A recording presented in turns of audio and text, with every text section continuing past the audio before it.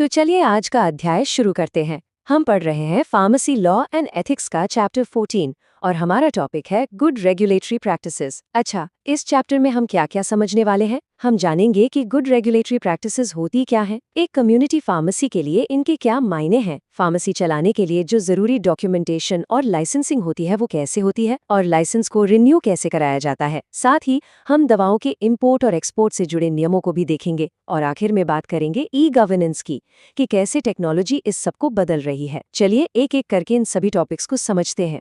तो सबसे पहला सवाल यही उठता है कि ये गुड रेगुलेटरी प्रैक्टिसेस, जिसे हम शॉर्ट में जीआरपी भी कहते हैं, ये आखिर है क्या?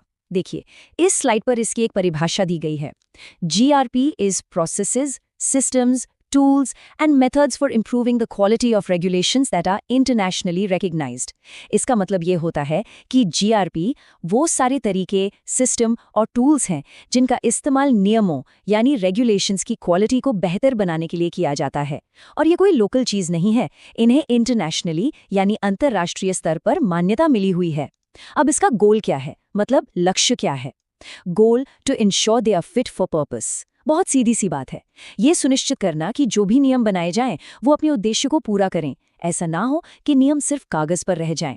अब नीचे दिए गए इस फ्लो चार्ट को देखिए, ये जीआरपी की पूरी प्रक्रिया समझाता है। सबसे पहला कदम है गवर्नमेंट प्रपोजल, यानी सरकार कोई नया नियम प्रस्तावित करती है। फिर दूसरा कदम है public consultation and stakeholder involvement. इसमें उस प्रस्ताव पर आम जनता और उससे जुड़े हुए लोगों यानी स्टेक होल्डर्स से सलाह मशवरा किया जाता है।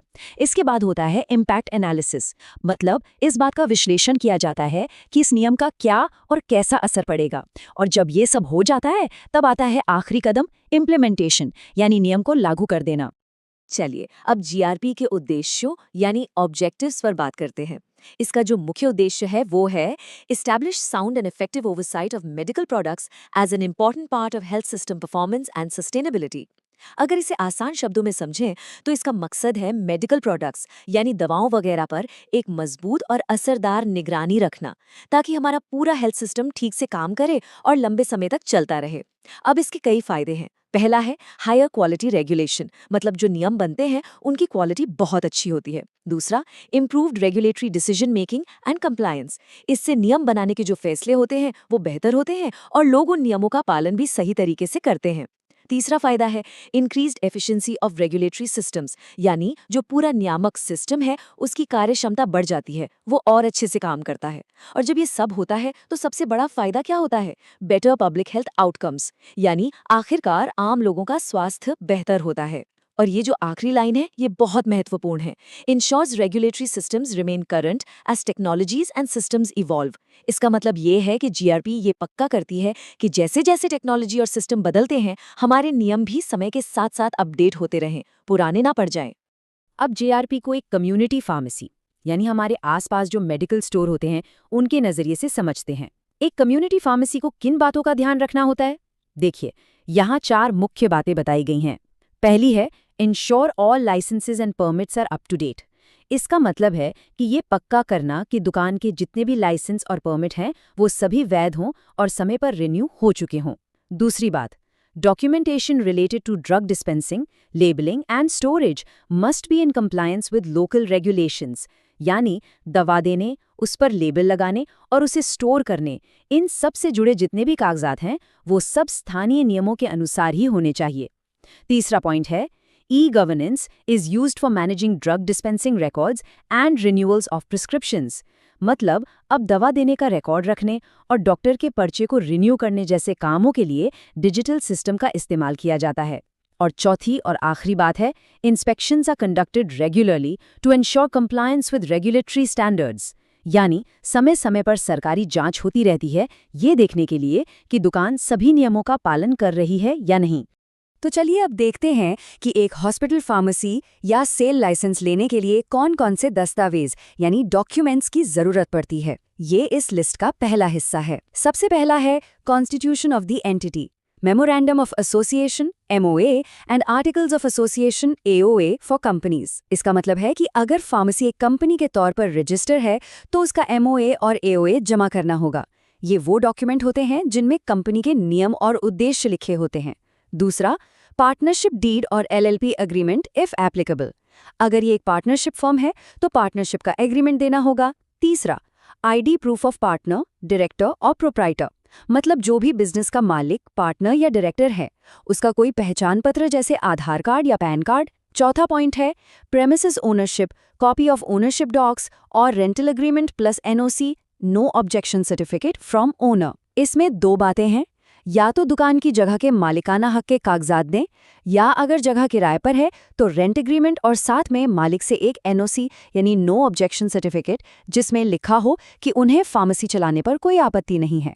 और पांचवा है साइट प्लान एंड की प्लान ऑफ द प्रेमिसेस, यानी उस जगह का एक पूरा नक्शा जिसमें सब कुछ साफ साफ दिखाया गया हो। अब हम दस्तावेजों की लिस्ट की दूसरे हिस्से पर आते हैं। यहाँ अगला पॉइंट है copy of board resolution permitting obtaining of a license. अगर ये एक कंपनी है तो कंपनी के बोर्ड द्वारा पास किया गया एक प्रस्ताव जिसमें लाइसेंस लेने की अनुमति दी गई हो। फिर है proof of availability of storage space, cold storage, refrigerator. ये बहुत ही जरूरी है। आपको ये सबूत देना होगा कि दवाओं को ठीक से रखने के लिए पर्याप्त जगह है, जिसमें कोल्ड स्टोरेज या रेफ्रिजरेटर भी शामिल है, खासकर उन दवाओं के लिए जिन्हें ठंडे तापमान की जरूरत होती है। इसके बाद है copy of challan as proof of depositing fee, यानी लाइसेंस के लिए जो फीस जमा की है उसकी रसीद। फिर है affidavit regarding non conviction of proprietor, partner, director and the firm. यह एक शपथ पत्र होता है, मतलब एक एफिडेविट जो ये बताता है कि मालिक या फर्म पर कोई भी आपराधिक मामला दर्ज नहीं है। अगला है affidavit from the registered pharmacist slash competent person, मतलब जो रजिस्टर्ड फार्मासिस्ट या जो भी सक्षम व्यक्ति वहां काम करेगा उसकी तरफ से भी एक शपथ पत्र लगेगा। और आखिर में कुछ और दस्तावेज जैसे एक कवर लेटर, एक डिक्लेरेशन फॉर्म और एप्लीकेंट्स क्वालिफिकेशन सर्टिफिकेट, यानी जो व्यक्ति आवेदन कर रहा है उसकी शैक्षणिक योग्यता का प्रमाण पत्र। ये स्लाइड खास तौर पर स्टाफ के लिए जरूरी दस्तावेजों के बारे में है और ये रिटेल और होलसेल बिक्री के बीच के फर्क को भी साफ करती है। पहले बाईं तरफ देखते हैं फार्मासिस्ट एट रिटेल सेल के लिए क्या चाहिए। पहला, प्रूफ ऑफ क्वालिफिकेशन, मतलब फार्मासिस्ट की डिग्री या डिप्लोमा का सबूत। दूसरा, registration of local pharmacy council, यानी उनका जो स्थानीय फार्मेसी काउंसिल है उसमें रजिस्ट्रेशन का प्रमाण पत्र। और तीसरा, अपॉइंटमेंट लेटर, यानी उनका नियुक्ति पत्र जो बताता है कि उन्हें इस फार्मेसी में नियुक्त किया गया है।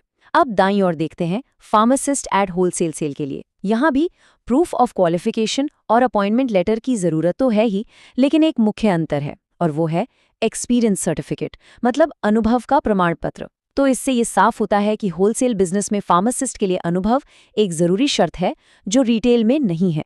लाइसेंस लेने के लिए कर्मचारियों और जगह से जुड़ी भी कुछ शर्तें होती हैं। चलिए उन्हें समझते हैं। सबसे पहले बात करते हैं कॉम्पिटेंट इंडिविजुअल यानी सक्षम व्यक्ति की। रिटेल बिजनेस के लिए मस्ट बी क्वालिफाइड फार्मासिस्ट, मतलब रिटेल दुकान पर एक क्वालिफाइड फार्मासिस्ट का होना बिल्कुल अनिवार्य है। वहीं अगर होलसेल बिजनेस है तो ग्रेजुएट विद 1 ईयर एक्सपीरियंस और under graduate with 4 years experience, यानी या तो वो व्यक्ति ग्रेजुएट हो और उसके पास कम से कम 1 साल का अनुभव हो, या फिर अगर वो अंडर ग्रेजुएट है तो उसके पास 4 साल का अनुभव होना चाहिए। अब बात करते हैं स्पेस रिक्वायरमेंट यानी जगह की। अगर होलसेल एंड जनरल का काम है तो कम से कम 15 स्क्वायर मीटर्स की जगह चाहिए, लेकिन अगर एक रिटेल स्लैश मेडिकल शॉप खोलनी है तो 10 स्क्वायर मीटर्स की जगह भी काफ़ी है। नीचे एक ज़रूरी नोट दिया गया है, NB, clear height of sales premises as per national building code of India 2005। इसका मतलब है कि दुकान की छत की ऊंचाई जमीन से लेकर छत तक वो भारत के राष्ट्रीय भवन कोड 2005 के नियमों के अनुसार होनी चाहिए। अब हम स्टोरेज और स्टाफ से जुड़ी कुछ और ज़रूरी शर्तों को देखते हैं। बाईं ओर बात हो रही है स्टोरेज फैसिलिटी की। पहला पॉइंट है सम ड्रग्स रिक्वायर लो टेम्परेचर्स, मतलब कुछ दवाएं ऐसी होती हैं जिन्हें अगर कम तापमान पर ना रखा जाए तो वो खराब हो सकती हैं। इसीलिए दूसरा पॉइंट कहता है refrigerators and air conditioners are a must, यानी फार्मेसी में रेफ्रिजरेटर और एयर कंडीशनर होना अनिवार्य है, ज़रूरी है। अब दाईं ओर टेक्निकल स्टाफ की बात करते हैं।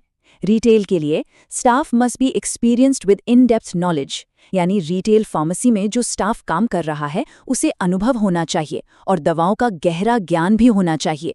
और होलसेल के लिए वही नियम लागू होते हैं जो हमने पिछली स्लाइड में देखे थे, ग्रेजुएट मेन 1 ईयर एक्सपेक्ट और अंडर ग्रेजुएट 4 ईयर्स एक्सपेक्ट। इस स्लाइड में हम ड्रग लाइसेंस के मुख्य प्रकारों के बारे में जानेंगे।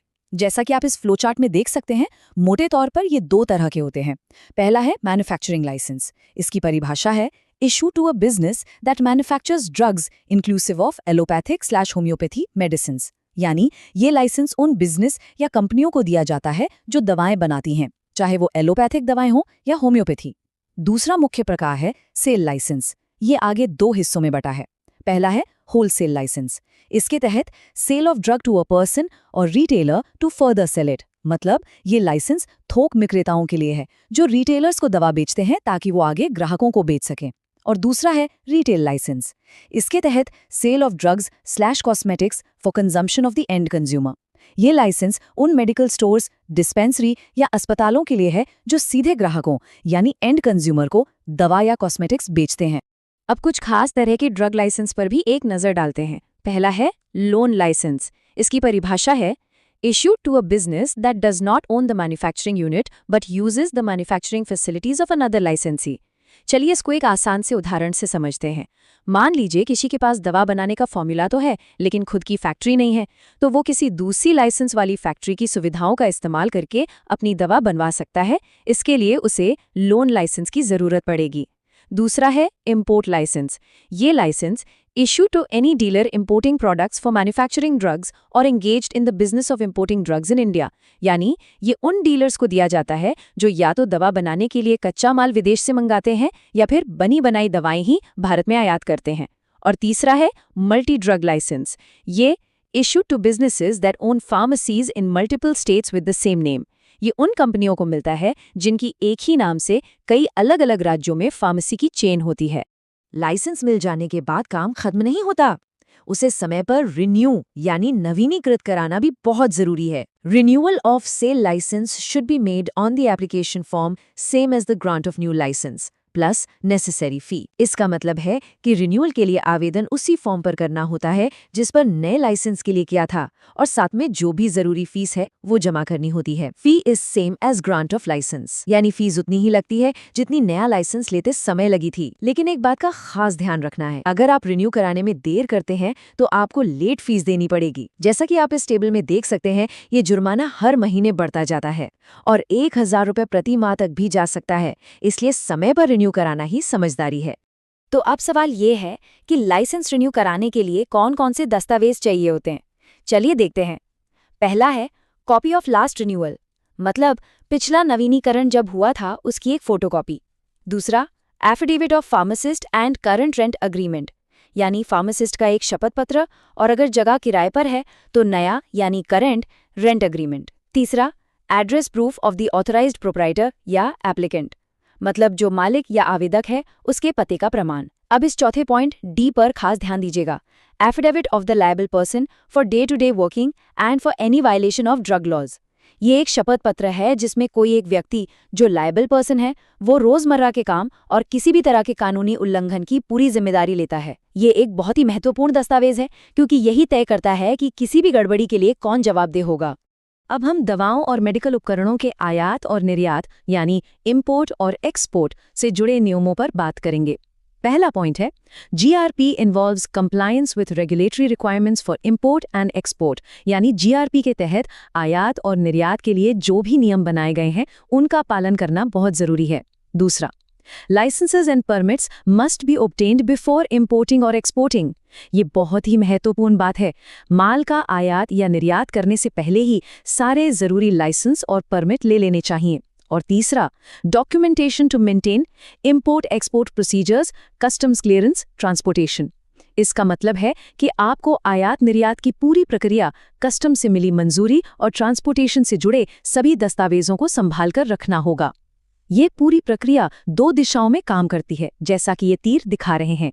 इन यानी देश के अंदर माल लाना, जिसे हम इंपोर्ट या आयात कहते हैं, और आउट यानी देश से बाहर माल भेजना, जिसे हम एक्सपोर्ट या निर्यात कहते हैं।